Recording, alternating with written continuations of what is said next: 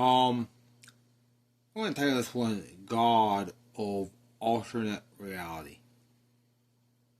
This is basically being trapped in a theology that requires a different configuration of atoms or matter magnets than that defines reality.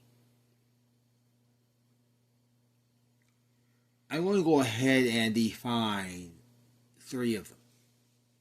I want to define three of them.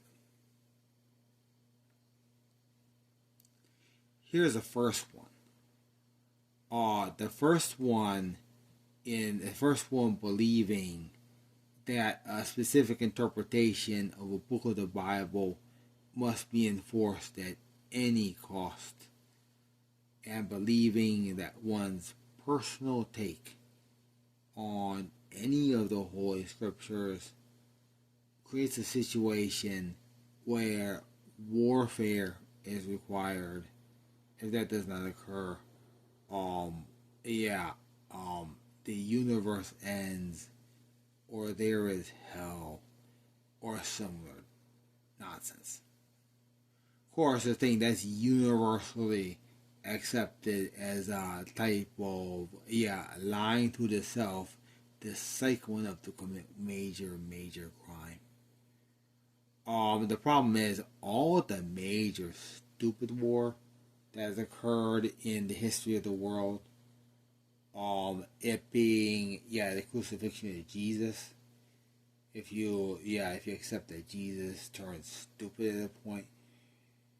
Frankly, the crucifixion of a Jesus doll would fall into this category too. Because that was a type of heresy, frankly, that would be far worse than crucifying a human. And frankly, are we saved by a burning doll? Yes, we are.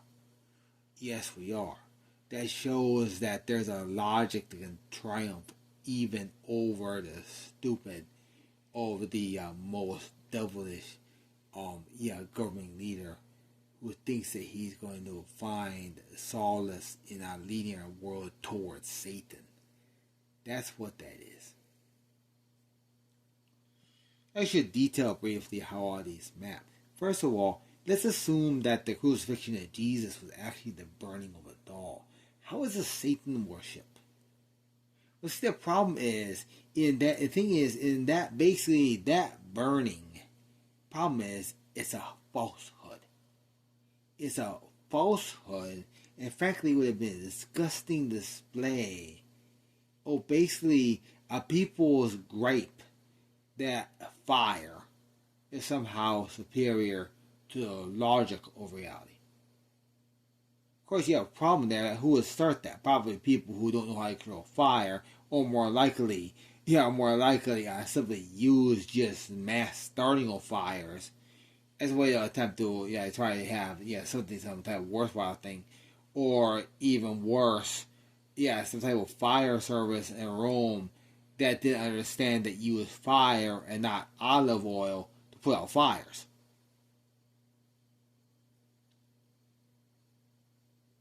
Seriously. Here's the thing. The idea there is, an expert just told me that in most Roman situations, like actually result in fire, the best way to deal with this first is start small fires, scare the hell out of everybody to get the building cleared, because then the fire can burn out on its own.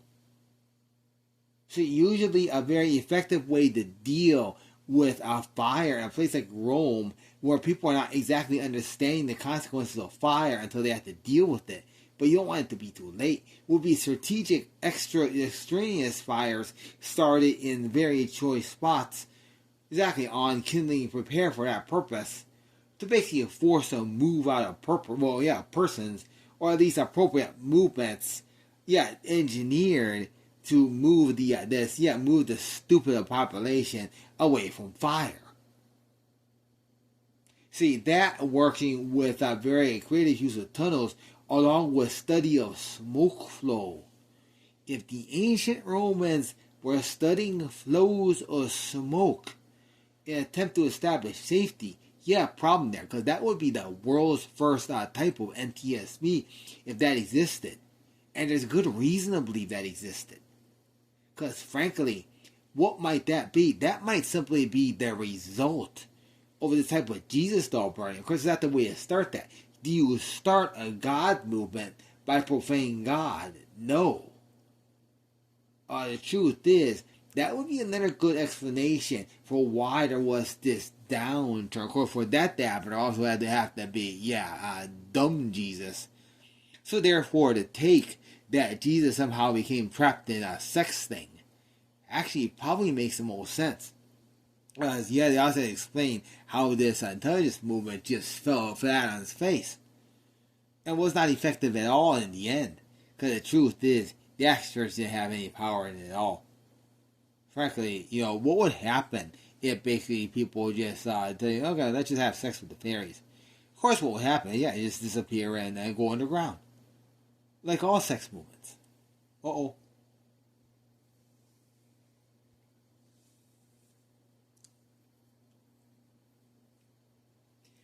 Two, the idea that ordered coin flips. Which is basically, it's not coin flips. That's a cycle counter. You have a problem, and that becomes dangerous. One of those cycles involves crime or other types of stupid. You might have a problem here. Because, let's try that. Let's try doing 1, 2, 3, 4. Yeah, where the thing changes every half hour starting at 3 a.m. Right now it is 2, 3, 1 a.m. We have some fun with this. Yeah, let's go ahead and define 0, 1, 2, 3. Yeah, well, let's start with 3 for convenience. Okay, so I usually write these down too. So I can get my handy dandy notepads. So I can basically write down here. Yeah, I can write down something that can happen. Yeah, every 30 minutes.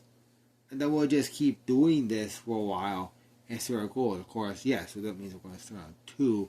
It being an odd hour. Okay, actually, let's write, let's write basically, of course, we're going to write things that would be, good universally.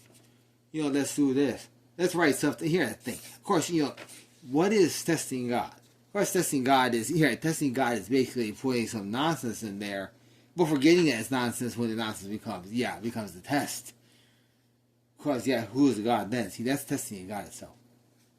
See, you want to make sure you don't test yourself in a way that you're not going to understand. Yeah, that's a different type of stupid. Anyway, we're going to avoid all those, please. So we'll just list 4 things that would reasonably, universally be, correct. Let's go.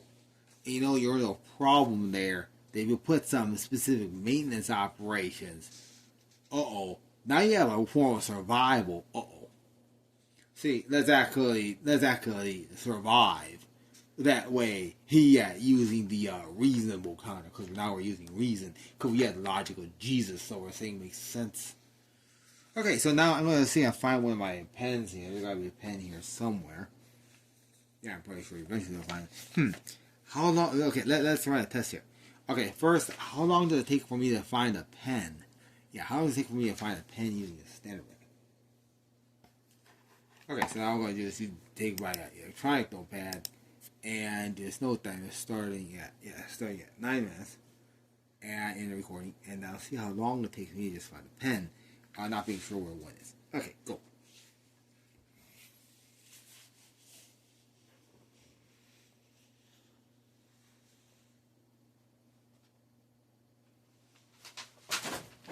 Okay, we had a problem there. Oh, that having a problem there because it looks like Google has fun with these. And someone did a thing attempting to damage some equipment, huh? So it looks like we need to find who has a problem with using, basically with establishing that things might make sense. So we do know that running this type of test does start a type of CIA thing where they try to use pulses. Seriously, where they try to use pulses to cause a problem. See, that was not wise. Anyway, this specific test took, approximately, correcting for the pulse, please, probably took about 45 seconds. Okay, so that's the first test. First test, basically, it took 45 seconds to locate a pen, please, using the standard method. Now, we're going to see if we can use a different method that might locate a pen faster, using XY. So what I'll do is I'll now note down the next time I'm writing, doing a pen, of course going 10:30. So I'll go write that real quick, 10:30. And then what I'm going to do is I got this system of numbers that's just floating here. Let's see if that's effective at looking at a pen. See that problem that actually this method is probably going to be slower. Why? I already knew where the pen was. Let's see how long it takes. So now the next two numbers in this generator are going to be 61 and 43. Now I'm going to assume that's feet. So I'm going to assume the x is going to be x is going to be 6.1, and it's going to be negative because any possibility that means it has to be to the left. So x is going to be negative 6.1. And then the y is going to be negative 4.3 behind me.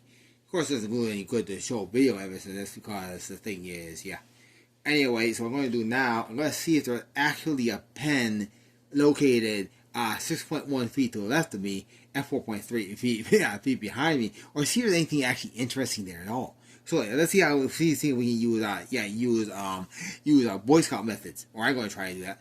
So let's actually demonstrate that. So now here, I basically okay, so here's the starting point. Now what I want to do is I want to move 6.3 feet in this direction. So actually, of course, you're going to sight, it's going to be about, here. We have a problem in that 4.3 feet, of course, actually. So it turns out, is there a pen right under here? Or there's something interesting right under there? I don't know. Let's find out.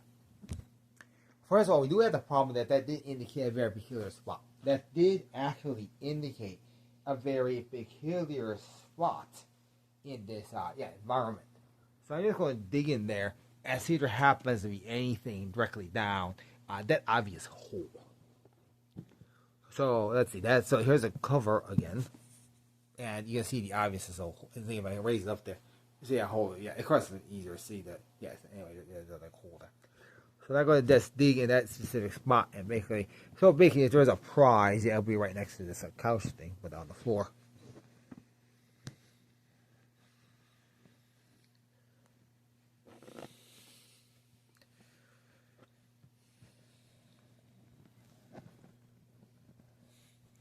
I'm just reaching in there and seeing what's on the floor. It turns out that actually, we have pen. Oh, what is this? Oh, it's something else we're supposed to work on. Yeah, it's parts for an experiment. Thank you. Obviously indicated with the table pen lights. Should that be needed? Because there's also extension cards that somebody say there is here because we have a kind of problem there. In that, God was actually saying a lot of stuff. What's the reason to say that? He basically showed waking little lights that might be workable for for lighting up the pen surface if need be. So it turns out that this method it is useful for finding stuff.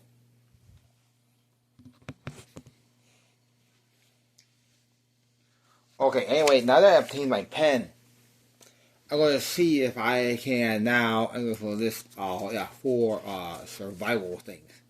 That'll be sensible to do every half hour. So I'm going to go ahead and list, so the first one's going to be water. The second, number one,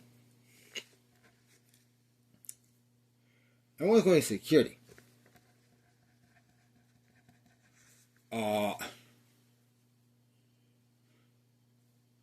Number two is going to be cookie. And number three will be, play a song.